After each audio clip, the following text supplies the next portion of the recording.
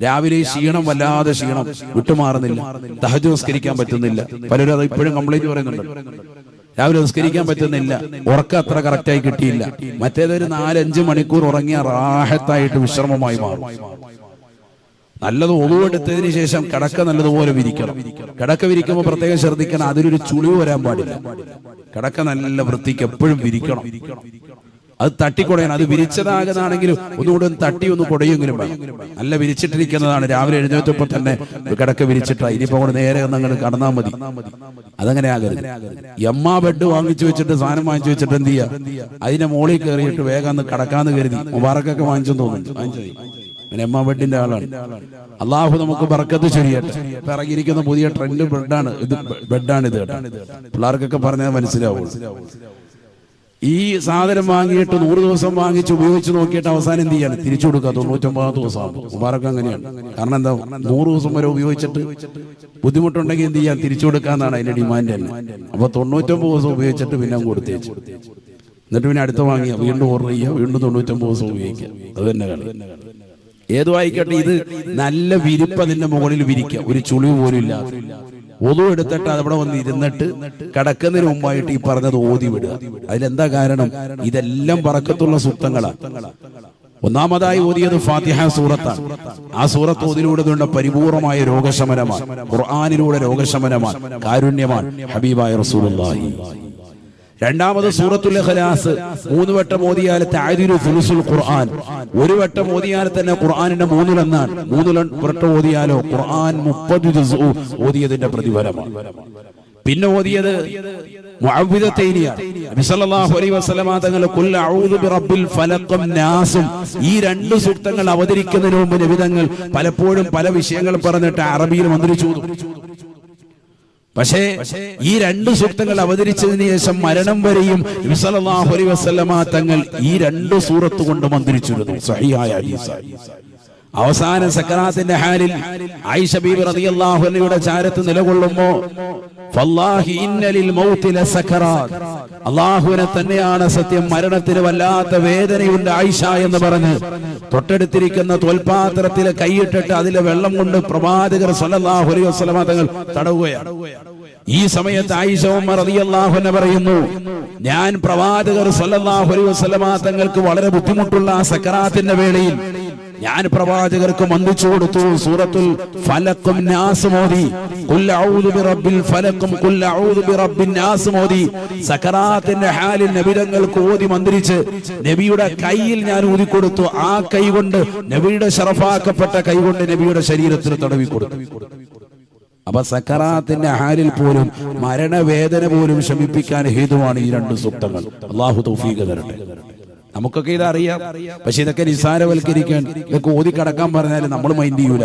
മൊബൈലും ഇങ്ങനെ നോക്കി നമ്മൾ കുറച്ചു നേരം ആഹത്തായിട്ടും വെച്ചിരിക്കും. അല്ലാഹു നമ്മളെ കാക്കട്ടെ. ചെവിയിലേക്ക് 2 ഹെഡ്സെറ്റും വെച്ചിരിക്കാൻ. ഈ ഹെഡ്സെറ്റും വെച്ച് 24 മണിക്കൂർ ഒരേ ഇരിപ്പാൻ.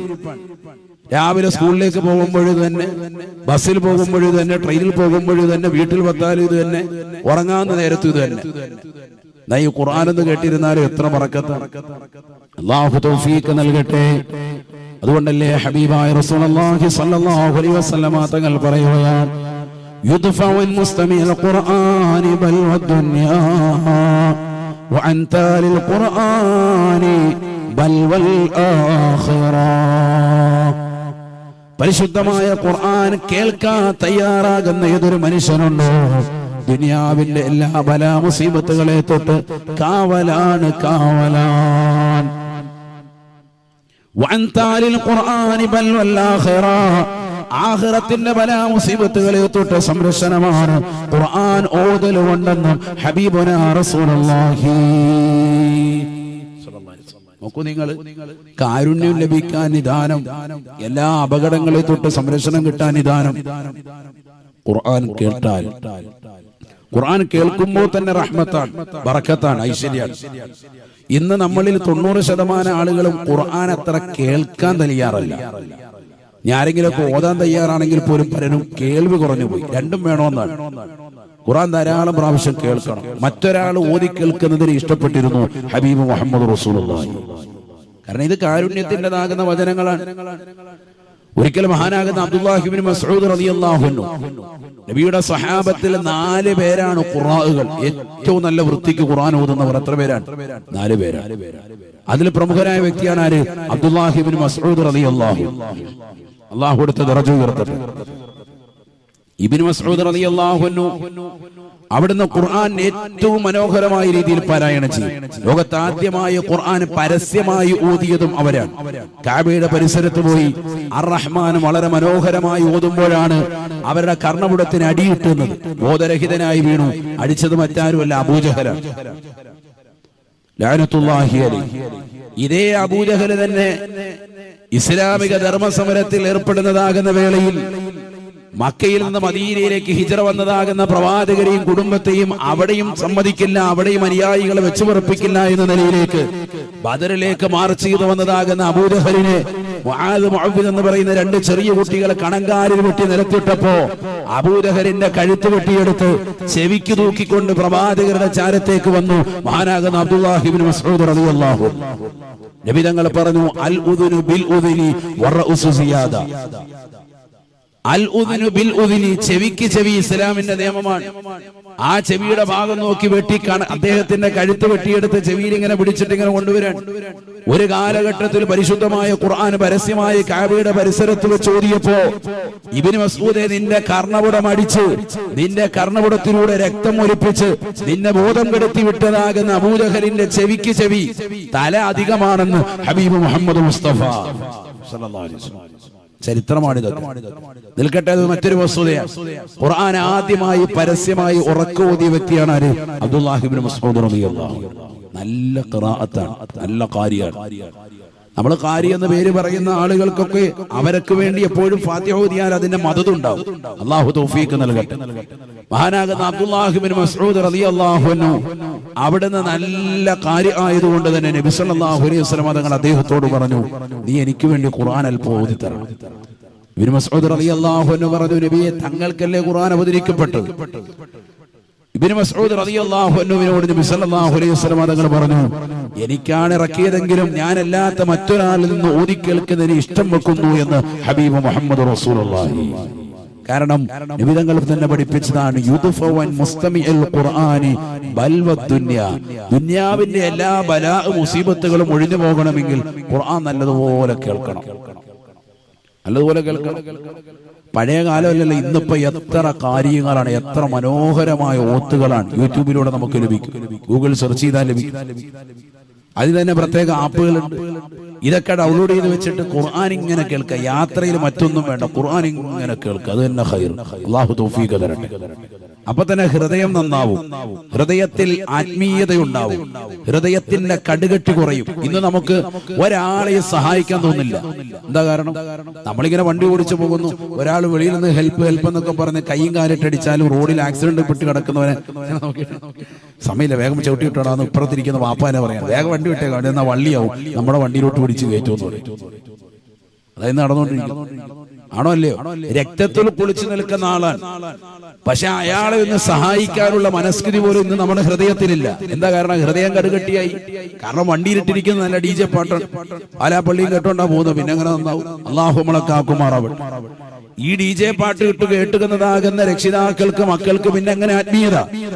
ഒരു പുതിയ വീട് വെച്ചാല്, ഒരു പുതിയ വീടില്ല, വാഹനം വാങ്ങിയാല് ഇവിടെ എല്ലാം DJ സെറ്റുകൾ കൊണ്ടുവന്ന് ആദ്യമായിട്ട് ആർമാദിക്കുന്നത് സിനിമാ പാട്ടാണ്. ആണോ അല്ലേ? നിങ്ങൾ തന്നെ പറയും. അതുകൊണ്ട് എന്തായി? അതിൻ്റെതായ ഭവിഷ്യത്ത് പറ്റി. വീടുകൾ ഉദ്ഘാടിക്കപ്പെടുന്നത് പരിശുദ്ധമായ ഖുർആൻ ഓതിക്കൊണ്ടാവണം. ഒരു 30 പേരെ വിളിച്ചിരുത്തിയിട്ട് ഖുർആൻ ഇങ്ങനെ റാഹത്തായിട്ട് ഓരോരുത്തരും ഓരോ ജുസ് വെച്ച് ഇങ്ങനെ ഓദിക്കുക. കുടുംബക്കാരെല്ലാവരും ഓരോ ഖുർആന്റെ 30 ഓരോ 7 വീതം വാങ്ങാൻ കിട്ടുമല്ലോ. വീട് ഇത്രയും കോടി മുടക്കി വെക്കാമെങ്കിൽ 10-60 ലക്ഷത്തിന്റെയും 50 ലക്ഷത്തിന്റെയും വീട് വെക്കാമെങ്കിൽ 1000 രൂപ എടുത്തിട്ട് റാഹത്തായിട്ട് നല്ലൊരു മുസാഫ് ഇതേപോലെ നേടുകളായിട്ട് വാങ്ങിച്ചൂടെ? അത് വാങ്ങൂല. എന്നിട്ട് ഓരോരുത്തരുടെയും കയ്യിൽ ഓരോ 7 വീതം കൊടുത്തിട്ട് ഒരു ഹത്തും അങ്ങ് തീർക്കുക. 1 മണിക്കൂർ എടുത്തോട്ടെ, വിഷയമില്ല. രാവിലെ സുബഹിക്ക് ശേഷം എല്ലാവരും അങ്ങനെ ഇരുന്നിട്ട് ഒരു ഹത്തും. അല്ലാഹു തൗഫീഖ് തരട്ടെ. അതിലെന്ത് ഖൈറാണ്? അതിന് നല്ല സാലിഹീങ്ങളെ വീട്ടിലേക്ക് ക്ഷണിച്ചുകൊണ്ട് വരിക. വീട്ടിൽ ബറക്കത്തുണ്ടാവും. മദീന പള്ളിയുടേതാകുന്ന 6-ാം നമ്പർ ഗേറ്റ് ഇന്നിപ്പോ 365 തന്നെ. ആ ഗേറ്റിന്റേതാകുന്ന ഭാഗത്തോട് അല്പം കൂടി മുന്നോട്ട് പോയാല് ഇത്ബാൻ ബിൻ മാലിക് റളിയല്ലാഹു അൻഹു ഒരു പള്ളിയാണ്. ഏതാണ് ഇത്ബാൻ മാലിക് റളിയല്ലാഹു അൻഹു പള്ളി. അദ്ദേഹത്തിന്റെ വീടുണ്ടായിരുന്ന സ്ഥലമാണ്. അദ്ദേഹം നബി സല്ലല്ലാഹു അലൈഹി വസല്ലമ തങ്ങളുടെ അടുക്കൽ വന്നിട്ട് പറഞ്ഞു, നബിയെ, എനിക്ക് വളരെ ആരോഗ്യപരമായി പ്രശ്നമുണ്ട്, പള്ളിയിലേക്കൊക്കെ വരൽ ബുദ്ധിമുട്ടാണ്. തങ്ങൾ എന്റെ വീട്ടിൽ വന്നൊന്ന് നമസ്കരിച്ചു തരണം, തങ്ങൾ എനിക്കൊരു നിസ്കരിക്കാനൊരു സ്ഥലം തഅയീൻ ചെയ്തു തരണം, അടയാളപ്പെടുത്തി തരണം. അങ്ങനെ ഹദീസിലുണ്ട്, ഒരു ളുഹയുടെ സമയം നബി സല്ലല്ലാഹു അലൈഹി വസല്ലമ തങ്ങൾ വീട്ടിലെത്തി. എവിടെയാണ് നിസ്കരിക്കേണ്ടത് ചോദിക്കുകയാണ്. കയറിയാൽ ഉടനെ അയാൾ വീട് കാണിച്ചു കൊടുത്തതാ, ഇവിടെ നിസ്കരിച്ചു കൊള്ളാം. അങ്ങനെ നബി സല്ലല്ലാഹു അലൈഹി വസല്ലമ തങ്ങൾ അദ്ദേഹത്തിന് വേണ്ടി അവിടെ ചെന്ന് 2 റക്അത്ത് സുന്നത്ത് നിസ്കരിച്ചു കൊടുത്തു. ഇതാണ് വീടുകളിൽ ചെന്നുകൊണ്ട് മഹത്തുക്കളെ കൊണ്ടുവരികയും അവരെ കൊണ്ട് പ്രാർത്ഥന നടത്തുകയും ചെയ്യണം എന്നുള്ള അഹ്ലുസുന്നയുടെ അടിസ്ഥാനമായ തെളിവ് ഈ ഹദീസാണ്. സാലിഹീങ്ങളെ നമ്മുടെ വീട്ടിൽ കൊണ്ടുവരണം. നബി സല്ലല്ലാഹു അലൈഹി വസല്ലമ തങ്ങളെ കൊണ്ടുവന്ന് ആ വീട്ടിൽ ബറക്കത്താക്കി. നബി തങ്ങൾ 2 റക്അത്ത് സുന്നത്ത് നിസ്കരിച്ചു ദുആ ചെയ്തു കൊടുത്തു. അതൊരു ളുഹയുടെ സമമായിരുന്നു എന്ന് ഹദീസിൽ പ്രത്യേകമുണ്ട്. പലപ്പോഴും നമ്മുടെ നാട്ടിലെ ഒരു ആദത്ത് സുബഹി നമസ്കാരം നിർവഹിക്കുക എന്നുള്ളതാണ്. അത് യഥാർത്ഥത്തിൽ അത്ര നല്ലതല്ല. കാരണം സുബഹി നമസ്കാരം പുരുഷന്മാരെ സംബന്ധിച്ചിടത്തോളം 5 വഖത്ത് നമസ്കാരവും വീട്ടിൽ നമസ്കരിക്കാൻ അല്ല നല്ലത്, പള്ളിയിൽ നമസ്കരിക്കലാണ്. അപ്പൊ വീട്ടിലേക്ക് രാവിലെ നമ്മൾ ഒരു വഖത്തിൽ കയറുന്നു, സുന്നത്ത് 2 റക്അത്ത് അവിടെ നിസ്കരിച്ചതിന് ശേഷം തൊട്ടടുത്തുള്ളതാകുന്ന പള്ളിയിലേക്ക് പുരുഷന്മാർ ജമാഅത്തിന് പോട്ടെ. സുന്നത്ത് വീട്ടിൽ നമസ്കരിക്കാം, അത് അനുവദനീയാണ്. അപ്പൊ ആ സുബഹിയുടെ സുന്നത്ത് അവിടെ നമസ്കരിച്ച് ഉദ്ഘാടിച്ചു. ഇനി സ്ത്രീകൾ ആ വീട്ടിൽ എന്ത് ചെയ്തോട്ടെ, നമസ്കാരം നിർവഹിക്കട്ടെ. വേഗം പുരുഷന്മാരെ എങ്ങോട്ട് പോട്ടെ, തൊട്ടടുത്തുള്ള പള്ളിയിലേക്ക് ജമാഅത്തായി നമസ്കാരത്തിന് പോട്ടെ. എന്നിട്ട് ആ നമസ്കാരത്തിന് ശേഷം തിരിച്ചു വന്നിട്ട് മൗലിദോ, നേരത്തെ നമ്മൾ പറഞ്ഞിട്ടുള്ളത് പോലെ ഖുർആൻ ഒരു ഖത്മ് തീർക്കുന്ന ഒരു ചടങ്ങ്, അങ്ങനെ ഒരു ചടങ്ങ് വെച്ച് അവസാനം അത് ശേഷം ഒരു ദുആ ചെയ്താൽ എല്ലാവിധ ബറക്കത്തും അല്ലാഹു തൗഫീഖ് തരും. പക്ഷെ നമ്മുടെ നാട്ടിലൊരു ആദത്ത് എങ്ങനെയാണ്, സുബഹിക്ക് എല്ലാവരും നേരത്തെ വരിക, ഒരു മുസാഫ് ഇങ്ങനെ ഉമ്മമാര് നെഞ്ചത്ത് പിടിച്ചുകൊണ്ട് വരിക, ആ മുസാഫ് അവിടെ കൊണ്ട് വെക്കും. ഇലാ യൗമുൽ ഖിയാമ ആ മുസാഫ് പിന്നെ ഓതലും ഉണ്ടാവില്ല. അല്ലാഹു നമ്മളെ കാക്കുമാറാവട്ടെ. അകത്തോട്ട് ഇങ്ങനെ മുസാഫ് പിടിച്ചുകൊണ്ട് പോകാനൊക്കെ വലിയ സംഭവമാണ്. ഏതും ആയിക്കോട്ടെ, എങ്ങനെ കൊണ്ടുവരുന്നതാകുന്ന ഒരു ആദ്യം അതാദ്യം തന്നെ നല്ലതാണ്. മുസാഫാണ് അങ്ങോട്ട് കൊണ്ടുപോകേണ്ടത്. ഇതവിടെ കൊണ്ടുവന്ന് ഷെൽഫി വെക്കൽ മാത്രമല്ല, ഇതെടുത്ത് ഓതാൻ തുടങ്ങുക എന്നുള്ളതാണ് ബർക്കത്ത്. നബി സല്ലല്ലാഹു അലൈഹി വസല്ലം തങ്ങൾ പറഞ്ഞു, ശൈത്താൻ എല്ലാ ഭാഗത്തിലൂടെയും സഞ്ചരിക്കും. ഇന്ന ശൈത്വാന യജ്രി മജ്റദ്ദമി, രക്തം സഞ്ചരിക്കുന്നതാകുന്ന സിരകളിലൂടെ എല്ലാ ഭാഗങ്ങളിലൂടെയും ആര് പോകും? പിശാച് സഞ്ചരിക്കും. ഈ പിശാചിനെ വീട്ടിൽ നിന്ന് തുരത്താൻ, ശരീരത്തിൽ നിന്ന് തുരത്താൻ, നമ്മുടേതാകുന്ന വീടിന്റെ അകത്തളങ്ങളിൽ ഇല്ലാതാക്കാൻ ഒറ്റ മാർഗ്ഗമുള്ളൂ, ഖുർആനോത്താണ്. കാരണം എന്താ? ഖുർആൻ ഓതുമ്പോ മലായിക്കത്തുകൾ വരും, മലക്കുകളുടെ കാരുണ്യം ചൊരിയും, മലക്കുകളുടെ അടുത്ത് പിശാച് ഒഴിവാകും, ഉറപ്പാണത്. അതുകൊണ്ട് തന്നെ ബഹുമാനപ്പെട്ടതാകുന്ന മുത്തുനബി സല്ലല്ലാഹു അലൈഹി വസല്ലം തങ്ങൾ പഠിപ്പിച്ചു, സൂറത്തുൽ ബഖറ നിങ്ങൾ ഓതണം. വല്ലദീ യഖറഉ സൂറത്തുൽ ബഖറ ലാ യദ്ഖുലു ഫീഹി ശൈത്വാനുൻ. ഒരു വീട്ടിൽ പരിശുദ്ധമായ ഖുർആനിലെ സൂറത്തുൽ ബഖറ പരിപൂർണമായി പാരായണം ചെയ്താൽ ആ വീട്ടിൽ പിശാച് പ്രവേശിക്കില്ല. ഹബീബ് മുഹമ്മദ് മുസ്തഫ. വേണമെന്ന് പരീക്ഷ നോക്ക്. നിങ്ങളിങ്ങനെ ഓതിക്കൊണ്ടിരിക്കുമ്പോ തന്നെ ഇറങ്ങിപ്പോന്ന് ഭർത്താവ്, അപ്പോഴേ മനസ്സിലാക്കണം 1-ാം നമ്പർ പോയി. ഞാൻ അടുത്ത് നോക്കിയാൽ മതി. ഖുർആൻ ഓതിയാൽ ആ വീട്ടിൽ എന്തുണ്ടാവൂല? പിശാച് ഉണ്ടാവൂല. അല്ലാഹു തൗഫീഖ് തരട്ടെ. ഓതി നോക്ക്. അപ്പൊ അൽ ബഖറ സൂറത്ത് അത് ഓതിയാൽ പിശാച് മാറും. അത് വലിയ സൂറത്തായി പോയല്ലോ, ഇച്ചിരി കൂടുതലുണ്ടല്ലോ ഉസ്താദ്, അതുകൊണ്ട് ഓതാനൊരു മടി, അത് കേൾക്കുമ്പോൾ തന്നെ. അപ്പൊ പിശാച് വീട്ടിലുണ്ടാവും. പിശാചിനെ ഇറക്കണോ? ഇത് ഓതണം. അല്ലാഹു തൗഫീഖ് തരട്ടെ.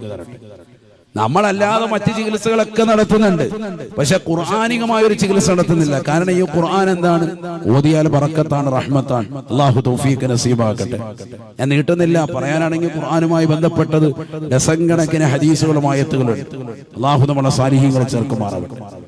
അപ്പൊ ആ രീതിയിൽ ആത്മീയമാകുന്ന ഒരു ശൈലി നമ്മുടെ വീട്ടിലേക്ക് എത്തണമെങ്കിൽ ഖുർആൻ ഓതണം. ഖുർആൻ നല്ലതുപോലെ ഓതിയാൽ ആ വീട്ടിൽ പിശാച് ഉണ്ടാവില്ല എന്ന് ഹബീബായ റസൂലുള്ളാഹി. കാരണം എന്തുകൊണ്ട്? വനുനസ്സിലു മിനൽ ഖുർആനി മാ ഹുവ ശിഫാഉൻ വറഹ്മത്തുൽ ലിൽ മുഅ്മിനീൻ. എല്ലാവർക്കും പരിപൂർണമായ രോഗശമനവും കാരുണ്യവും ലഭിക്കാൻ നിദാനമാണ് ഈ ഖുർആൻ. അല്ലാഹു അത് ഓതാനും അത് ധാരാളം പ്രാവശ്യം കേട്ടിരിക്കാനും അല്ലാഹു തൗഫീഖ് തരട്ടെ. അബ്ദുല്ലാഹി ഇബ്നു മസ്ഊദ് റളിയല്ലാഹു അൻഹു ഓതി കൊടുത്തു. സൂറത്തുൻ നിസായിലെ 41-ാമത്തെ ആയത്തെത്തിയപ്പോൾ നോക്കുമ്പോൾ നബി തങ്ങൾ ഇരുന്ന് അങ്ങനെ കരയുകയാണ്. ഫകൈഫ ഇദാ ജിനാ മിൻ കുല്ലി ഉമ്മത്തിൻ ബിശഹീദിൻ വജിനാ ബിക അലാ ഹൗലാഇ ഷഹീദാ. ഈ ആയത്തെത്തിയപ്പോൾ നബി തങ്ങളിലേക്ക് നോക്കുമ്പോൾ നബി തങ്ങൾ കണ്ണുനീരൊഴുക്കി കണ്ടു കരയുകയാണ്. കാരണം അതിന്റെ അർത്ഥം അങ്ങനെയാണ്. ഫകൈഫ ഇദാ ജിനാ മിൻ കുല്ലി ഉമ്മത്തിൻ ബിശഹീദിൻ ഓരോ സമുദായത്തെയും നയിച്ചുകൊണ്ട് ആ സമുദായത്തിന് നേതൃത്വങ്ങളായി പ്രവാചകന്മാർ നേതൃത്വം വഹിച്ചുകൊണ്ട് കടന്നു വരുമ്പോ തങ്ങളുടേതാകുന്ന സമുദായത്തെയും വഹിച്ചുകൊണ്ട് തങ്ങൾ നാളെ മഹ്ശറിലേക്ക് വരുന്ന രംഗമൊന്ന് ഓർത്തു നോക്കണേ എന്ന അർത്ഥം വരുന്ന സൂറത്തുൻ നിസായിലെ ഈ ആയത്താണ്. അതുവരെ ഇങ്ങനെ നബിതങ്ങൾ കേട്ടിരിക്കുന്നു. ഈ ആയത്വത്തിൽ ഇപ്പൊ നബിതങ്ങൾ വല്ലാതെ വിങ്ങിപ്പൊട്ടി കരയുന്നത് ഞാൻ കണ്ടു എന്ന് മഹാനാകുന്ന അബ്ദുല്ലാഹി ഇബ്നു മസ്ഊദ് റളിയല്ലാഹു അൻഹു മഹ്ശറെ ഓർത്തിട്ട് കരയാണ്. നമുക്ക് അങ്ങനെ ഒരു കരച്ചിലുണ്ടായിട്ടുണ്ടോ? ഇന്ന് വരെ ഖുർആൻ ഓതിയിട്ട് കരഞ്ഞിട്ടുണ്ടോ? ഖുർആന്റെ അർത്ഥതലങ്ങൾ എന്തെങ്കിലും ഒന്ന് ചിന്തിച്ചിട്ടുണ്ടോ? ചെറിയ സൂറത്തൊക്കെ നമ്മൾ ഡെയിലി ഓതുന്നവരുണ്ട്. ഈ സൂറത്തുകളുടെ അർത്ഥങ്ങൾ പോലും നമ്മൾ പഠിക്കുന്നില്ല, മനസ്സിലാക്കുന്നില്ല. ഖുർആൻ ഓതി കരഞ്ഞിരുന്ന ആളുകളാണ് മുൻഗാമികൾ. അല്ലാഹു തൗഫീഖ് തരട്ടെ. മലബാറിൽ പ്രമുഖനായ ഒരു ഉസ്താദുണ്ട്. ഇന്ന് ജീവിച്ചിരിക്കുന്നതാകുന്ന തെക്ക് വടക്കുള്ളതാകുന്ന പണ്ഡിതന്മാരുടെ ഒക്കെ വലിയ ഉസ്താദുൽ അസാത്തീദ്. അല്ലാഹു അടുത്ത ദറജ ഉയർത്തുമാറാവട്ടെ. മരണപ്പെട്ടുപോയ അദ്ദേഹം ഒതുക്കുങ്ങൽ ഉസ്താദ് എന്നറിയപ്പെടുന്നതാകുന്ന ബഹുമാനപ്പെട്ടതാകുന്ന ഒക്കെ ഉസ്താദ് സൈനുദ്ദീൻ ഉസ്താദ്, അല്ലാഹു അടുത്ത ദറജ ഉയർത്തുമാറാവട്ടെ. ഖുർആൻ രാത്രിയിൽ ഓതി ഓതി ഓതി ഓതി കരഞ്ഞിരുന്ന മഹാനാണ്. നമ്മുടെ മനാനിയിലെ ഉസ്താദ് ബഹുമാനപ്പെട്ടതാകുന്ന ശംസുദ്ദീൻ ഉസ്താദിന്റെ ഒക്കെ ഉസ്താദാണ്. എന്റെ ഉസ്താദ് മന്നപ്പറ്റ ഉസ്താദിന്റെ ഒക്കെ ഉസ്താദാണ്. അള്ളാഹു അവർക്കൊക്കെ തൗഫീഖ് നസീബാക്കട്ടെ. നമ്മുടെ ഉസ്താദുമാർക്കെല്ലാം അള്ളാഹു ആഫിയത്ത് കൊടുത്ത് അനുഗ്രഹിക്കട്ടെ. ഖുർആൻ ഇങ്ങനെ ഓതാണ് രാത്രിയിൽ. കുട്ടികൾ പറയുന്നത്, മുത്തഅല്ലിമീങ്ങളൊക്കെ പറയുന്നത് തന്നെ അന്ന് ആ കാലഘട്ടത്തിൽ ഉസ്താദിന്റെ അടുത്ത് ഓതിപ്പടിച്ചതാകുന്ന ഉലമാക്കൾ പറയുന്നത് രാത്രി 12 മണി കഴിയും ഉസ്താദ് ഉറങ്ങുമ്പോ. അങ്ങനെ ഉറങ്ങിയ ഉസ്താദിന്റെ കരച്ചില് കേട്ടിട്ട് 3 മണിക്ക് കുട്ടികൾ എഴുന്നേൽക്കാണ്. കുട്ടികളെ കാണിക്കാനുള്ള കരച്ചിലല്ല, 3 മണിക്ക് എഴുന്നേറ്റ് തഹജ്ജുദ് നമസ്കരിച്ചിട്ട് അങ്ങനെ ഇരുന്ന് ഖുർആൻ ഓതിയിട്ട് കരയുകയാണ്. ഇത് കേട്ടിട്ട് ഈ കരയുന്ന കരച്ചില് കേട്ടിട്ടാണ് കുട്ടികൾ എഴുന്നേക്കുന്നത്. അത്രമേൽ കരയുകയാണ്. 500 കൊല്ലം മുമ്പ് ജീവിച്ചു പോയതാകുന്ന സൂഫികളെ കുറിച്ചല്ല ഈ പറയുന്നത്. അടുത്തു മരണപ്പെട്ടു പോയ മഹത്തുക്കൾ. അല്ലാഹു ദറജ ഉയർത്തുമാറാവട്ടെ. ഞാനെന്താ പറയുക, നമ്മൾ ഖുർആനുമായിട്ട് എന്ത് ബന്ധം? നമ്മുടെ ഹൃദയത്തിൽ കാരുണ്യമില്ല. ഒരാളെ സഹായിക്കാൻ നമ്മൾ തയ്യാറല്ല. അയൽവാസിയാകുന്ന ഒരാൾ പട്ടിണി കിടക്കുന്നുണ്ട്, നമുക്ക് ഉറപ്പായാൽ തന്നെ അവനത് വേണമെന്ന് പറയുന്ന അവസ്ഥയിലേക്ക് നമ്മുടെ ഹൃദയം കടുകട്ടിയായി. നമ്മുടെ തൊട്ട അയൽവക്കത്തുള്ള ഒരു മനുഷ്യൻ ക്യാൻസർ വന്ന് രോഗിയായി, അയാൾ അങ്ങേയറ്റം അവശനാകുമ്പോഴാണ് ചേർന്ന് ഒരേ മതിൽമേൽ നിലകൊള്ളുന്നത് നമ്മൾ അറിയുന്നത്. അയാൾക്ക് ഇത്ര നാളും ക്യാൻസർ ആയിരുന്നു. അപ്പൊ അന്വേഷിച്ചപ്പോ എന്താ, 1 കൊല്ലമായിട്ട് അയാൾ RCC ചികിത്സയില. നമ്മുടെ അയൽവക്ക ബന്ധം ഇതാണ്. അല്ലാഹു നമ്മളെ കാക്കുമാറാവട്ടെ. അയാൾ നമ്മളോട് പറയാനും തയ്യാറല്ല. നമ്മൾ പറയും അയാളോട്, നിങ്ങളെന്താ എന്നോട് പറയാനേന്ന് ചോദിക്കും ചില ആളുകൾ. കാരണം എന്താ, നമുക്ക് ഏറ്റവും പരിചയമുള്ള ഒരാൾ ആ വീട്ടിൽ വന്നിട്ട് ഇറങ്ങി പോകുന്നത് കാണുമ്പോൾ നമ്മൾ അയാളെ വിളിക്കാം, എന്താ നിങ്ങളെന്താ ഇവിടെ വന്നത്? പുള്ളി തീരെ വയ്യ കിടക്കില്ല. എത്ര ആള്? 8 മാസമായി. അപ്പോഴാണ് നമ്മൾ അറിയുന്നത്. അപ്പൊ നമ്മൾ ഇയാളെ കാണുമ്പോൾ ഇയാളോട് ഒരു വിദ്വേഷം പോലെ, നിങ്ങളെന്താ എന്നോട് പറയാത്ത? ഇയാൾ പറയൂല. കാരണം അയാൾ അസുഖക്കാരനാന്ന് അറിഞ്ഞാല് ഏറ്റവും കൂടുതൽ സന്തോഷിക്കുന്ന അയൽവാസിയാണ് നീ എന്ന് അയാൾക്കറിയാം. അങ്ങനത്തെ കടുകെട്ടിയ ഹൃദയമുള്ള ആളാണ് നീ, പരിപരുത്ത ഹൃദയമുള്ള ആളാണ് നീ. അതുകൊണ്ടാണ് നിന്നോട് പറയാത്ത. നേരെ മറിച്ച് നീ നല്ല ദീനി ആത്മീയ ചൈതന്യത്തിൽ നിലകൊള്ളുന്നവനാണെങ്കിൽ നിന്നോടായിരിക്കും ആദ്യം പറയാ. നിന്നോട് ആദ്യം പറയും. എത്ര ആളുകൾ അങ്ങനെ പങ്കുവെക്കുന്നവരുണ്ട്, രഹസ്യമായിട്ട് വിവരങ്ങൾ പങ്കുവെക്കുന്നവരുണ്ട്. കാരണം എന്താ, ഈ ആത്മീയതയുള്ള ദീനുള്ള ഖുർആനുമായി ബന്ധപ്പെടുന്നതാകുന്ന മനുഷ്യന്റെ ഹൃദയത്തിൽ കാരുണ്യമുണ്ടാകും. അയാൾ അള്ളാഹുമായിട്ട് അല്പം കൂടി ബന്ധമുണ്ടാകും. അതുകൊണ്ട് തന്നെ അദ്ദേഹത്തോട് പറഞ്ഞാൽ എന്തെങ്കിലും ഒരു പ്രാർത്ഥന കൊണ്ട് രക്ഷ കിട്ടുമെന്ന് കരുതിയിട്ട് വേറെ ആരോടും പങ്കുവെച്ചില്ലെങ്കിലും, ഒരു ബന്ധുക്കളോടും അയൽവക്കത്തോടും നാട്ടുകാരോടും പങ്കുവെച്ചില്ലെങ്കിലും നല്ല ദീനി ചൈതന്യമുള്ള വ്യക്തികളോട് പറയും, എനിക്ക് തോന്നുന്ന അസുഖമാണ്, ക്യാൻസർ ആണെന്നാണ് പറയുന്നത്. ഇന്നലെ ബയോപ്സി ടെസ്റ്റ് വന്നിട്ടുണ്ടായിരുന്നു, അതിന്റെ ടെസ്റ്റിൽ വിവരം വന്നത് ഇങ്ങനെയാണ്, നിങ്ങൾ പ്രത്യേകം ഒന്ന് ദ്വാരക്കണം എന്ന് നമ്മളോട് ഉറപ്പായിട്ടും പറഞ്ഞിട്ടുണ്ടാവും. ഇത് പറയാത്ത എന്തുകൊണ്ടാണ്? നമ്മൾ ആ ഒരു നിലവാരത്തിലേക്ക് എത്തിയിട്ടില്ല. അള്ളാഹു നമ്മളെ കാക്കുമാറാവട്ടെ. അള്ളാഹു നമ്മളെ സാലിഹീങ്ങളെ ചേർക്കട്ടെ. അപ്പൊ നമ്മുടെ ഹൃദയം വിശാലമാകണമെങ്കിൽ, ആത്മീയമായ ഒരു വിശാലത നമുക്ക് വരണമെങ്കിൽ, കാരുണ്യം നമ്മുടെ ഹൃദയത്തിലേക്ക് എത്തണമെങ്കിൽ ഖുർആനുമായി ബന്ധം ഒന്നാമതായി വരണം. അതാണ് മർമ്മപ്രധാനം. അതാണ് ഖുർആൻ പഠിപ്പിക്കുന്നത്. അപ്പൊ 3 കാര്യങ്ങൾ പഠിച്ചു. ഒന്ന്, അല്ലാഹുവാണ് കാരുണ്യവാൻ. അതുപോലെ തന്നെ പ്രവാചകർ സല്ലല്ലാഹു അലൈഹി വസല്ലമ തങ്ങൾ ഈ ലോകത്തിന്റെ നെറുകയിലേക്ക് അല്ലാഹു ദഅവത്തിന്റെ മേഖലയിലേക്ക് നിയോഗിച്ചു. ആ പ്രവാചകൻ കാരുണ്യത്തിന്റെ തിരുതുതരൻ. ആ പ്രവാചകർക്ക് നൽകപ്പെട്ടതാകുന്ന പരിശുദ്ധമായ ഖുർആനോ ലോകത്ത് മുഴുവനും കാരുണ്യം നൽകാൻ വേണ്ടി നൽകപ്പെട്ടതായ ഖുർആനാണ്. ആ ഖുർആനിൽ അടക്കം ചെയ്തിരിക്കുന്നത് കാരുണ്യമാണ്. അല്ലാഹു തൗഫീഖ് നൽകട്ടെ. ഇനി നാലാമത്തെ പഠനം, ഇതോടുകൂടി പഠനം അവസാനിക്കുക. ഈ ഖുർആനിൽ എന്താണ് ചർച്ച ചെയ്തിട്ടുള്ളത്? ഈ ഖുർആനിൽ ഏറ്റവും കൂടുതൽ കരുണ ചൊരിഞ്ഞിട്ടുള്ളത് ആരോട്? അതാണ് നമ്മുടെ ചർച്ച. അള്ളാഹു ആരാണെന്ന് പഠിച്ചു, പ്രവാചകൻ ആരാണെന്ന് പഠിച്ചു, ഖുർആൻ എന്താണെന്ന് പഠിച്ചു. ഈ ഖുർആനിൽ ഏറ്റവും കൂടുതൽ കരുണ ചൊരിഞ്ഞിട്ടുള്ളത് ആരോട്?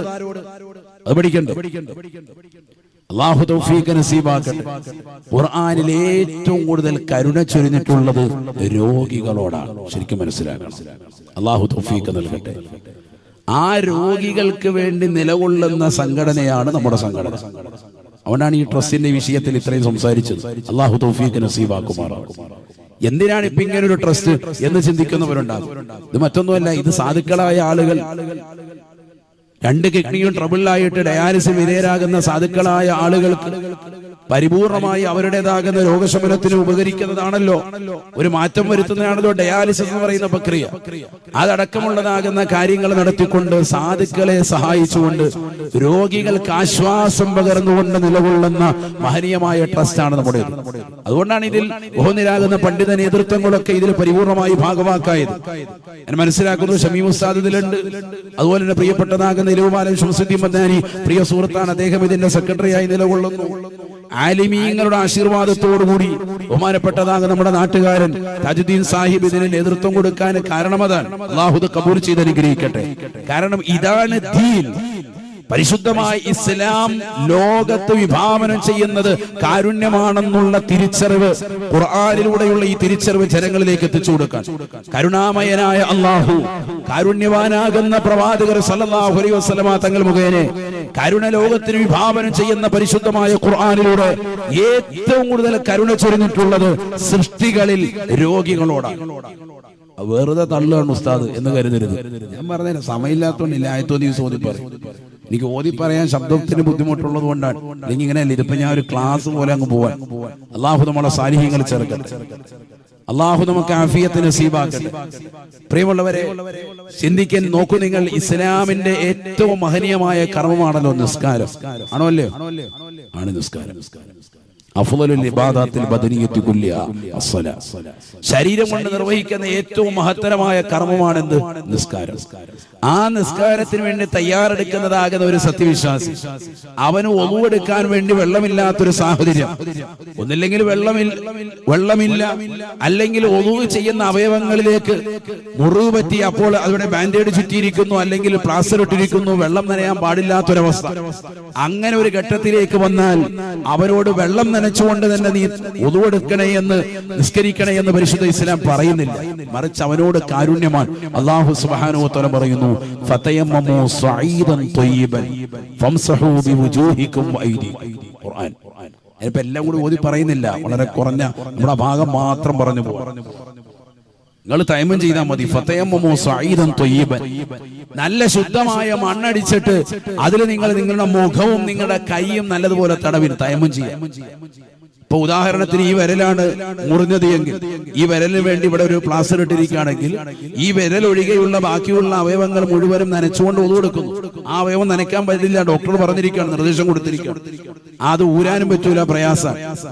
എങ്കിൽ ആ ഒരു വിരലിന് വേണ്ടി ഒതുവിന്റെ ആ ഭാഗത്ത് അതിന്റെ പ്രദേശത്തിന് വേണ്ടി ആ ഒരു ഭാഗത്തിന് വേണ്ടി തയമ്മം ചെയ്യാൻ, തയമ്മുമിന്റെ ഫർദിനെ വിടുന്നു എന്ന് പറഞ്ഞ് നല്ല ശുദ്ധമായ മണ്ണിലേക്ക് കൈകൾ നിവർത്തി വെച്ചിട്ട് 2 കൈ കൊണ്ട് അടിക്കുക. അടിച്ചിട്ട് ജസ്റ്റ് ഒന്ന് കുടയുന്നു, മുഖം തടവുന്നു, വീണ്ടും ഒന്ന് അടിക്കുന്നു, ഓരോരുത്തതിന് ശേഷമാണ് വീണ്ടും ഒന്ന് അടിക്കുന്നു, വീണ്ടും ഒന്ന് തടവുന്നു. വലത് കൈക്കടിയിൽ ഇടത് കൈ ഇങ്ങനെ വെച്ചുകൊണ്ട് ഇതാണ് തയമ്മം ചെയ്യുന്നതിന്റെ രീതി. ഇങ്ങനെ കൊണ്ടുവന്ന് തള്ളവരിലൂടെ ഇങ്ങനെ തെറ്റിക്കുക. വീണ്ടും വലത്തെ കൈ കൊണ്ടുവന്ന് ഇടത് കൈയുടെ അടിയിൽ വെച്ചിട്ട് ഇങ്ങനെ കൊണ്ടുവന്ന് തയമ്മം ചെയ്തുവിടുക. ഇതാ തയമ്മം. ഞാൻ കാണിക്കുന്നത് എന്ന് പറയാൻ ചിലർക്ക് ഇത് അറിയില്ല. പണ്ട് കാലത്തെന്തോ മദ്രസയിൽ പഠിച്ചാണ്. നമ്മളിപ്പോ എന്ത് ചെയ്യുന്നത്? ഇവിടെ ഒരു ബാൻഡേഡോ അല്ലെങ്കിൽ എന്തൊരു ചുറ്റിക്കഴിഞ്ഞാൽ അത് ഉണങ്ങിയിട്ട് നിസ്കരിക്കാം. അതുപോലെ നിൽക്കാനും പോട്ടെ, അതാണിപ്പോ ചെയ്തുകൊണ്ടിരിക്കുന്നത്. അല്ലാഹു നമ്മളെ കാക്കുമാറാക്കും. കാര്യത്തിന്റെ കാര്യത്തിൽ തീരുമാനമായി. ഇത് ഈ 2 പ്രക്രിയയിലൂടെ തയമ്മം പൂർത്തിയായി. പ്രത്യേകം ശ്രദ്ധിക്കണം. അള്ളാഹു തൗഫീഖ് തരട്ടെ. കാലിലോട്ടിട്ടടിക്കലോ ഒന്നും വേണ്ട. ഉളൂവിന്റെ ബാക്കിയുള്ള അവയവങ്ങളൊക്കെ കറക്റ്റാക്കി ആ ഒരു അവയവം ഒഴിച്ച് ആ ഒരു അവയവത്തിന് വേണ്ടി തെയ്യാണ് തയമ്മം. വെള്ളമില്ലാത്തൊരു സാഹചര്യം, മരുഭൂമിയിൽ പെട്ടുപോയി, വെള്ളമില്ല, നിസ്കരിക്കാൻ സമയമായി, വേഗം തന്നെ തയമ്മം ചെയ്ത് നിസ്കരിച്ചു. അള്ളാഹു തൗഫീഖ് നസീബാക്കട്ടെ. അവിടെയൊന്നും അവരോട് നിർബന്ധം ചെലുത്തുന്നില്ല. നിന്റെ കൈവിരലുകൾ അങ്ങനെയായി അതൊന്നും പറഞ്ഞിട്ട് കാര്യമില്ല. അള്ളാഹു സുബ്ഹാനഹു വ തആല കണിശത വെക്കുന്നില്ല. വെള്ളം നനച്ച് തന്നെ നിസ്കരിക്കണം എന്ന് പറയുന്നില്ല. രോഗിയല്ലേ, അതുകൊണ്ട് നിനക്ക് ഈ അളവ് നീ തയമ്മം ചെയ്ത് നിസ്കരിച്ചാൽ മതി. മണ്ണ് ഉപയോഗിച്ചുകൊണ്ട് നിന്റേതാകുന്ന അവയവത്തെ നീ ശുദ്ധീകരിച്ചോ. പരിശുദ്ധ ഇസ്ലാമിനെ അള്ളാഹു മനസ്സിലാക്കാൻ തൗഫീഖ് തരട്ടെ. ഇയാള് നിസ്കരിക്കാൻ വേണ്ടി നിൽക്കുന്നു. മഹാനാകുന്ന ഇമ്രാൻ ഇബ്നു ഹുസൈൻ റളിയല്ലാഹു അൻഹു അരിശസിന്റെ അസുഖമുള്ള വ്യക്തിയാണ്, സ്വഹാബിയ. അദ്ദേഹം വന്നിട്ട് നബിയുടെ അടുത്തേക്ക് വന്നിട്ട് നബിയുടെ അടുത്ത് പരാതി പറഞ്ഞു, നബിയെ എനിക്ക് ഇന്നതുപോലെ അസുഖമുണ്ട്, എനിക്ക് നമസ്കരിക്കാൻ വളരെ ബുദ്ധിമുട്ടാണ്, നിന്ന് നമസ്കരിക്കുമ്പോഴൊക്കെ വളരെ പ്രയാസമാണ്. നബി സല്ലല്ലാഹു അലൈഹി വസല്ലം തങ്ങൾ അദ്ദേഹത്തോട് പറഞ്ഞു, നിനക്ക് പറ്റുന്നെങ്കിൽ നീ നിന്ന് നമസ്കരിക്കും. ഫഇല്ലം തസ്തതി ഫബിഖായിദ, നിനക്ക് നിന്ന് നമസ്കരിക്കാൻ പറ്റുന്നില്ലെങ്കിൽ ഇരുന്ന് നമസ്കരിച്ചു. ഫൈലം തസ്തതി, നിനക്ക് അങ്ങനെയും പറ്റുന്നില്ല, ഇരുന്ന് നമസ്കരിക്കാൻ പറ്റുന്നില്ലേ എങ്കിൽ ഫഅലാ ജംബിൻ, ഒരു പാർശ്വത്തിന്മേൽ കടന്ന് നമസ്കരിക്കും. ഖിബിലക്ക് അഭിമുഖമായിട്ട് തിരിഞ്ഞ് അങ്ങനെ നമസ്കരിക്കും. അതിനും പറ്റുന്നില്ലേ, നിന്റേതാകുന്ന മുതുക് ചെറുതായിട്ടൊന്ന് വളച്ച്, അഥവാ നടുവ് ചെറുതായിട്ട് റെഡിയാക്കി ഖിബിലയിലേക്ക് തല വെച്ചുകൊണ്ട് നീ ആ നിലയിൽ നമസ്കരിക്കും. കാല് ഖിബിലയ്ക്ക്, എന്നിട്ട് തലയിപ്പുറത്ത്, നമ്മുടെ ഭാഷയിൽ പറഞ്ഞാൽ കിഴക്ക് തലയും കാല് നേരെ പടിഞ്ഞാറ് ഭാഗം, എന്നിട്ട് തല അല്പം ഒന്ന് ഉയർത്തി വെച്ചിട്ട് അങ്ങനെ നീ നമസ്കരിക്കും. അതിനും പറ്റുന്നില്ലെങ്കിൽ നിന്റെ ശരീരത്തിന്റെ അവയവങ്ങൾ കൊണ്ട് പറ്റുന്ന രീതിക്ക് നമസ്കാരം നിർവഹിക്കും. അതിനും സാധിക്കുന്നില്ലെങ്കിൽ കൺപോളകൾ ചലിപ്പിച്ചിട്ടെങ്കിലും നമസ്കാരം നിർവഹിക്കും. രോഗിക്ക് ആ രോഗത്തിനനുസരിച്ച് ഇളവുകൾ കൊടുത്തോണ്ടേയിരിക്കാം. നിൽക്കാൻ പറ്റുന്നില്ലേ, എന്നാ ഇരിക്കും. അതിന് പറ്റുന്നില്ല, അതൊന്നും പറയാൻ പറ്റുന്നില്ല, എങ്ങനെയെങ്കിലും നിസ്കരിക്കണം. അല്ല, കടന്ന് നിസ്കരിച്ചോ, എന്നെ കൊണ്ട് പറ്റുന്നില്ല. ഇളവാണ്. ഖുർആൻ ഇതൊക്കെ ഇളവ് കൊടുക്കുക. ദീൻ എന്ന് പറഞ്ഞാൽ അതാണ്. അല്ലാഹു തൗഫീഖ് തരട്ടെ, അല്ലാഹു തൗഫീഖ് നൽകട്ടെ. അവ കരുണാമയൻ എന്ന് വെറുതെ പറച്ചിലല്ല. അല്ലാഹു ഏറ്റവും കൂടുതൽ കരുണ ചൊരിയുന്നത് വിശ്വാസികളിൽ പ്രിയപ്പെട്ടതാകുന്ന സഹോദരങ്ങളെ, രോഗികൾക്ക് അല്ലാഹു സുബ്ഹാനഹു വ തആല കരുണ ചൊരിഞ്ഞു കൊടുക്കുക. നമ്മളിത് പഠിക്കണ പാടാണ്. മാത്രമല്ല, നിസ്കരിക്കാൻ വേണ്ടി നിലകൊള്ളുന്ന ഈ സത്യവിശ്വാസി അവന്റെ നമസ്കാരങ്ങൾ അവൻ പറ്റുന്നതുപോലെ നമസ്കരിക്കുക. ഇത് കഴിഞ്ഞു, ഇനി അടുത്ത ഇസ്ലാമിന്റെ മറ്റൊരു നിയമത്തിലേക്ക് പോകാം, സക്കാത്ത്. ഈ സക്കാത്ത് ഒഴിച്ചുള്ള ബാക്കിയുള്ള എല്ലാ കർമ്മങ്ങളിലും അല്ലാഹു സുബ്ഹാനഹു വ തആല ഇളവ് കൊടുത്തിട്ടുണ്ട് രോഗികൾക്ക്. അതെന്താ സക്കാത്തിന് ഇളവ് കൊടുക്കാത്തത്? സക്കാത്ത് എന്ന് പറഞ്ഞാൽ രോഗിയായതുകൊണ്ട് അവൻ പ്രത്യേകം ഒന്നും ചെയ്യാനൊന്നുമില്ല. അവന്റെ സമ്പത്തിൽ നിന്ന് വർഷാവർഷം കൃത്യമായിട്ട് കണക്കെടുത്ത് സാധുക്കളാകുന്ന സൃഷ്ടികളിൽപ്പെട്ടതാകുന്ന ആളുകൾ, അതിൽ തന്നെ രോഗികളുണ്ട്, അശറരായ ആളുകളുണ്ട്, സാധുക്കളായ ആളുകളുണ്ട്, സ്ത്രീ വിഭാഗമുണ്ട്, പുരുഷന്മാരിൽപ്പെട്ടവരുണ്ട്, പൊതുവിശ്വാസികളുണ്ട്, പലവിധ രോഗങ്ങൾ കൊണ്ട് കടക്കണിയിൽ കുടുങ്ങിപ്പോയ സാധുക്കളുണ്ട്. അങ്ങനെ സക്കാത്തിന്റെ വിഹിതത്തിൽപ്പെട്ട സാധുക്കൾക്ക് നീ കൊടുക്കേണ്ട സമ്പത്ത് അത് സൃഷ്ടികൾക്ക് കൊടുക്കേണ്ടതാണ്. സൃഷ്ടികൾക്ക് കൊടുക്കേണ്ട വിഷയത്തിൽ മാത്രം അള്ളാഹു രോഗികൾക്ക് ഇളവ് കൊടുത്തിട്ടില്ല സക്കാത്തിന്റെ വിഷയത്തിൽ. ബാക്കി സൃഷ്ടാവിന് നൽകേണ്ട എല്ലാത്തിനും അള്ളാഹു ഇളവ് കൊടുത്തിരിക്കുകയാണ്. നിങ്ങൾ നോക്ക്, ഞാൻ വെറുതെ പറയല്ല. ഹജ്ജ് എടുത്ത് പരിശോധിച്ചു. എന്താ ഹജ്ജിന് പറഞ്ഞത്? വഅതിമ്മുൽ ഹജ്ജ വൽ ഉംറത ലില്ലാഹ് فإن حصرتم فما استيسر من الهدي ولا تحلقوا رؤوسكم حتى يبلغ الهدي محله فمن كان منكم مريضا أو به أذى من رأسه ففدية من صيام أو صدقة أو نسك. ഖുർആൻ. നിങ്ങൾ ഹജ്ജും ഉംറയും പൂർത്തീകരിക്കണേ. നിങ്ങൾക്ക് ഹജ്ജിന്റെ വിഷയത്തിൽ എന്തെങ്കിലും ബുദ്ധിമുട്ട് വന്നു, നിങ്ങൾ ഹജ്ജിന് വേണ്ടി ഇഹ്റാം ചെയ്തിട്ട് ഇവിടുന്ന് പോയി, നിങ്ങളെ അങ്ങോട്ട് പോകുമ്പോൾ പറഞ്ഞു ഫ്ലൈറ്റ് ഇപ്പൊ ഇല്ല, ഇപ്പൊ പോകാൻ പറ്റില്ല, ആകെ പ്രശ്നങ്ങളാണ്, മൊത്തത്തില് ആ നാട്ടിലാകെ പ്രശ്നങ്ങളാണ്, നിങ്ങൾക്ക് പോകാൻ പറ്റൂല എന്ന് പറയപ്പെട്ടാൽ, അല്ലെങ്കിൽ അവിടെ എത്തി ഹജ്ജിനുള്ളതാകുന്ന തടസ്സം നേരിട്ടാൽ, നിങ്ങൾക്ക് എന്തെങ്കിലും ബുദ്ധിമുട്ടോ രോഗങ്ങളോ പ്രയാസങ്ങളോ വന്നാൽ നിങ്ങൾ വേഗം ഹജ്ജിന്റെ ഇഹ്റാമിൽ നിന്ന് നിങ്ങൾ തഹല്ലുലായിക്കോ, മുടിമുറിച്ച് ഒഴിവായിക്കോ. എന്നിട്ട് അതിൽ നിന്ന് പരിപൂർണമായി ഒഴിവായി അറിവ് നടത്തി കൊടുത്തുകൊണ്ട് നിങ്ങൾ പരിപൂർണമായി ഒഴിവായി മാറി നിൽക്കുക. ആ ഇഹ്റാമിൽ തന്നെ തുടരണമെന്ന് പരിശുദ്ധ ഇസ്ലാം പറയുന്നില്ല. അയാളെ ബുദ്ധിമുട്ടിക്കല്ല. കാരണം ഇഹ്റാമിൽ 10 കാര്യങ്ങൾ നിഷിദ്ധമാണ്. സുഗന്ധം ഉപയോഗിക്കാൻ പറ്റൂല, നഖം വെട്ടാൻ പറ്റൂല, മുടി വെട്ടാൻ പറ്റൂല, വസ്ത്രം ശ്രദ്ധിക്കണം. ആ ഇഹ്റാമിന്റെ വസ്ത്രം തന്നെ വേണം. പുരുഷന്മാരെ സംബന്ധിച്ചിടത്തോളം ചുറ്റിത്തുന്നിയ വസ്ത്രങ്ങളൊന്നും തന്നെ പറ്റൂല. അപ്പൊ ആ ഇഹ്റാമിൽ തന്നെ നിലകൊള്ളൽ ആ പാവപ്പെട്ടവര് ബുദ്ധിമുട്ടായി വരും. അതുകൊണ്ട് തന്നെ എന്തെങ്കിലും ഒരു ബുദ്ധിമുട്ടോ പ്രയാസമോ നിങ്ങൾക്ക് നേരിട്ടാൽ, നിങ്ങൾക്ക് രോഗം വന്നു, ഇവിടുന്ന് ഇഹ്റാം ചെയ്തുകൊണ്ട് പോയതാണ്, അങ്ങനെ എന്തെങ്കിലും ബുദ്ധിമുട്ടോ പ്രയാസങ്ങളോ ഒക്കെ വന്നു കഴിഞ്ഞാൽ നിങ്ങൾ വേഗം അതിൽ എന്ത് ചെയ്തോ, മാരകമാകുന്ന രോഗങ്ങൾ വന്ന് ബുദ്ധിമുട്ട് വന്നു, നിങ്ങൾ പെട്ടെന്ന് അതിൽ നിന്ന് ഒഴിവായിക്കോ, തൽക്കാലം അതിൽ നിന്ന് തഹല്ലുലായിക്കോ എന്ന് പരിശുദ്ധമായ ഖുർആൻ. രോഗിയായതിന്റെ പേരിൽ അല്ലാഹു സുബ്ഹാനഹു വ തആല അവന് ഇളവ് നൽകുക. ഇത് തന്നെയല്ലേ നോമ്പിന്റെ വിഷയത്തിൽ അല്ലാഹു പറഞ്ഞത്, നമുക്കൊക്കെ പരിചയമുള്ള ആയത്താണ്. ഏതാണത്? യാ അയ്യുഹല്ലദീന ആമനൂ കുതിബ അലൈക്കുമുസ് സിയാമു കമാ കുതിബ അലല്ലദീന മിൻ ഖബ്ലികും ലഅല്ലകും തത്തഖൂൻ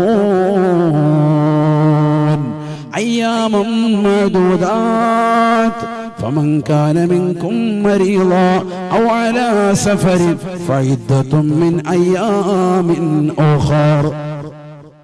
നിങ്ങൾ രോഗിയാണെങ്കിൽ നിങ്ങൾ നോമ്പ് പിടിക്കണമെന്ന് അല്ലാഹു പറയാൻ. യാ അയ്യുഹല്ലദീന ആമനൂ കുതിബ അലൈക്കുമുസ് സിയാമു കമാ കുതിബ അലല്ലദീന മിൻ ഖബ്ലികും ലഅല്ലകും തത്തഖൂൻ. നിങ്ങൾക്ക് ഭയഭക്തി ഉണ്ടാക്കി തീർക്കാൻ മുൻഗാമികളാകുന്ന ആളുകൾക്ക് നിർബന്ധമാക്കപ്പെട്ടതുപോലെ നിങ്ങൾക്ക് ഇതാ നോമ്പിനെ നാം നിർബന്ധമാക്കിയിരിക്കുന്നു ഖുർആൻ. എന്നിട്ട് അല്ലാഹു പറയുന്നു ഫമൻ കാന മിൻകും മരീളൻ ഔ അലാ സഫരിൻ. നിങ്ങൾ ഒരു ഇസ്ലാമികമാകുന്ന ഹലാലായ യാത്രയ്ക്ക് നിങ്ങൾ ഇറങ്ങി തിരിച്ചവരാൻ, അല്ലെങ്കിൽ നിങ്ങൾ രോഗിയാണ്, നിങ്ങൾക്ക് ബുദ്ധിമുട്ടാണ്, ഇപ്പൊ ഈ നോമ്പ് പിടിക്കൽ, റമദാനിലെ നോമ്പ് പിടിക്കൽ നിങ്ങൾക്ക് പ്രയാസമാണ് എങ്കിൽ ഫഇദ്ദത്തും മിൻ അയ്യാമിൻ ഉഖർ, നിങ്ങൾ പിന്നീട് പിടിച്ചു വീട്ടിയാൽ മതി എന്ന് അല്ലാഹു പറയാം. വേറൊരു സമയം നിങ്ങൾ അതിനുവേണ്ടി മാറ്റി വെച്ചോ. ആകെ വർഷത്തിൽ 11 മാസം നിന്നും കുടിച്ച് നടന്നിട്ട് ഒരു മാസമാണ് നോമ്പ് പറഞ്ഞത്. ആ മാസത്തില് രോഗം നിങ്ങൾക്ക് വന്നാൽ അപ്പോഴും പരിശുദ്ധ ഇസ്ലാം കാരുണ്യം ചൊരിയാൻ, കരുണാമയനായ അല്ലാഹു സുബ്ഹാനഹു വ തആല പരിശുദ്ധ പ്രവാചകർക്ക് നൽകപ്പെട്ട, കാരുണ്യവാനാകുന്ന പ്രവാചകർക്ക് നൽകപ്പെട്ടതാകുന്ന വിശ്രുതമായ ഗ്രന്ഥത്തിലൂടെ കരുണ പഠിപ്പിച്ചു കൊടുക്കാൻ ഏറ്റവും കൂടുതൽ കരുണ ചൊരിഞ്ഞിട്ടുള്ളത് ഖുർആൻ മുഴുവനും പരിശോധിച്ചോളി. ആർക്കാണ്? രോഗികൾക്കാണ്. അല്ലാഹു തൗഫീഖ് നൽകട്ടെ. അതേ രോഗികളെ ഏറ്റെടുക്കാനുള്ള പ്രവർത്തനമാണ് നമ്മുടെ ചാരിറ്റബിൾ ട്രസ്റ്റ് നടത്തുന്നത്. അല്ലാഹു സ്വീകരിക്കുമാറാവട്ടെ. ഇത് തന്നെയാണ് പ്രവാചകൻ പഠിപ്പിച്ചത്, ഇർഹമൂ മൻ ഫിൽ അർളി യർഹമുക്കും മൻ ഫിസ് സമാ. നിങ്ങൾ ഭൂമിയിലുള്ളവർക്ക് കരുണ ചൊരിയൽ ആകാശത്തിന്റെ അധിപനായ അല്ലാഹു നിങ്ങൾക്ക് കരുണ ചൊരിയും. അതുകൊണ്ടല്ലേ ലോകത്തുള്ള കഴിഞ്ഞു പോയിട്ടുള്ള എല്ലാ മഹത്തുക്കളും, എല്ലാ സൂഫിയാക്കളും, എല്ലാ മഹത്തുക്കളും അവരുടെ ജീവിതത്തിൽ ചേർത്ത് വെച്ചതാകുന്ന പാഠം കരുണയാണ്. എല്ലാ സൃഷ്ടിജാലങ്ങളോടും, ഇന്നാളെന്നൊന്നില്ല, മനുഷ്യരോട് മാത്രമല്ല, എല്ലാ സൃഷ്ടിജാലങ്ങളോടും കരുണ. മഹാനാകുന്ന സുൽത്താനുൽ ആരിഫീൻ അഹ്മദുൽ കബീർ റിഫായി റളിയല്ലാഹുവിന്റെ ചരിത്രം നമ്മളൊക്കെ പഠിച്ചതാണ്. അവരുടെ ആണ്ടല്ലേ കഴിഞ്ഞ ദിവസം കഴിഞ്ഞത്. അല്ലാഹു അടുത്ത ദറജ ഉയർത്തുമാറാവട്ടെ. ഇറാഖിലെ ഉമ്മബീദ എന്ന് പറയുന്ന പ്രവിശ്യയിൽ അന്ത്യവിശ്രമം ചെയ്യുന്ന മഹാനുഭാവൻ ഒരു നായയെ, കുഷ്ഠരോഗം ബാധിച്ചതാകുന്ന ഒരു നായയെ നാട്ടുകാർ ആട്ടി ഓടിക്കുന്നത് കണ്ടപ്പോ, ആ ആട്ടി ഓടിച്ചതാകുന്ന എല്ലാവരാലും അകറ്റി നിർത്തപ്പെടുന്ന മുഹല്ലദായ നജസായി നമ്മൾ മനസ്സിലാക്കിയിട്ടുള്ള ആ നായയെ ശുശ്രൂഷിച്ചുകൊണ്ട് 40 ദിവസം ഒരു നദിക്കരയിൽ അതിനുവേണ്ടി തെന്റ് കെട്ടി, അതിനുവേണ്ടി പരിപൂർണമായി വെള്ളം തിളപ്പിച്ച് അതിൻ്റെതാകുന്ന മുറിവുകൾ ഉണക്കാൻ വേണ്ടി ഒഴിച്ചു കൊടുത്ത് നല്ല രീതിയിൽ മരുന്ന് വെച്ചുകൊണ്ട് അതിനെ പരിപൂർണമായി ചുറ്റിക്കെട്ടി 40 ദിവസം അതിന്റെ പിന്നിൽ കൂടി മഹാനാകുന്ന അഹ്മദുൽ കബീർ റിഫായി റളിയല്ലാഹു അവസാനം അതിനെ പരിപൂർണമായി ശമനം വരുത്തിയിട്ടാണ് അദ്ദേഹം ആ സ്ഥലം വിട്ടത് എന്നാണ് ചരിത്രം. എന്തുകൊണ്ട്? അദ്ദേഹത്തോട് ചോദിച്ചു, നിങ്ങൾ ഇത്ര വലിയ ഉന്നതമാക്കപ്പെട്ട തലത്തിലേക്ക് ഉയരാൻ കാരണം എന്താണ്? നമ്മൾ മനസ്സിലാക്കും, രോഗികളെ ശുശ്രൂഷിക്കലോ അല്ലെങ്കിൽ ജീവജാലങ്ങളുടെ കാരുണ്യത്തോടുകൂടി വർത്തിക്കലോ ഒന്നും അല്ല ദീൻ. ഏറ്റവും വലിയ ദീൻ നമ്മൾ മനസ്സിലാക്കിയിരിക്കുന്നത് 24 മണിക്കൂർ തസ്ബീഹുമായിട്ട് പള്ളിക്കകത്തിരുന്ന് ഇങ്ങനെ ചൊല്ലിക്കൊണ്ടിരിക്കുക. ബാങ്കുവിളിക്കുമ്പോൾ അപ്പോഴങ്ങ് നമസ്കരിച്ച് പെട്ടെന്ന് തന്നെ കൈയൊഴിച്ച് വേഗം തന്നെ ഇബാദത്തിൽ തന്നെ മുറിയുക. അങ്ങനെ ചെയ്താൽ എന്തോ സ്വർഗം ഇങ്ങനെ തുറന്നിട്ട്, അങ്ങനെയല്ല. സമൂഹത്തിൽ ഇറങ്ങിത്തിരിച്ച് സമൂഹത്തിലെ ഗുണകാംക്ഷയാകുന്ന പ്രവർത്തനങ്ങൾ ചെയ്ത് സമുദായത്തിലുള്ളവരെയും അല്ലാത്തതാകുന്ന ജനങ്ങൾക്കും പരിപൂർണമായി കാരുണ്യം ചൊരിഞ്ഞ് നിസ്സീമമായ പ്രവർത്തനങ്ങൾ നടത്തിക്കൊണ്ട് മുന്നോട്ട് പോകാനാണ് പരിശുദ്ധ ഇസ്ലാം പറഞ്ഞിട്ടുള്ളത്. അല്ലാഹു തൗഫീഖ് തരട്ടെ. അതുകൊണ്ടാണ് നബി സല്ലല്ലാഹു അലൈഹി വസല്ലം തങ്ങൾ പറയുന്നത്, അള്ളാഹുവിന്റെ റസൂല് പറയാണ് സല്ലല്ലാഹു അലൈഹി വസല്ലം തങ്ങൾ, ഞാൻ എന്റെ പള്ളിയാകുന്ന ഈ മസ്ജിദുൻ നബവിയുടെ അകത്തളത്തിൽ ഇഅ്തികാഫ് ഇരിക്കുന്നതിനേക്കാൾ പുണ്യമായിട്ട് നിങ്ങൾക്ക് പറഞ്ഞു തരുന്നത് സാധി ജനങ്ങളുടെ വിഷയങ്ങളിൽ ഇടപെട്ട് അവരുടെ സങ്കടങ്ങൾ തീർത്തു കൊടുക്കലാണെന്ന് ഹബീബ് മുഹമ്മദ് മുസ്തഫ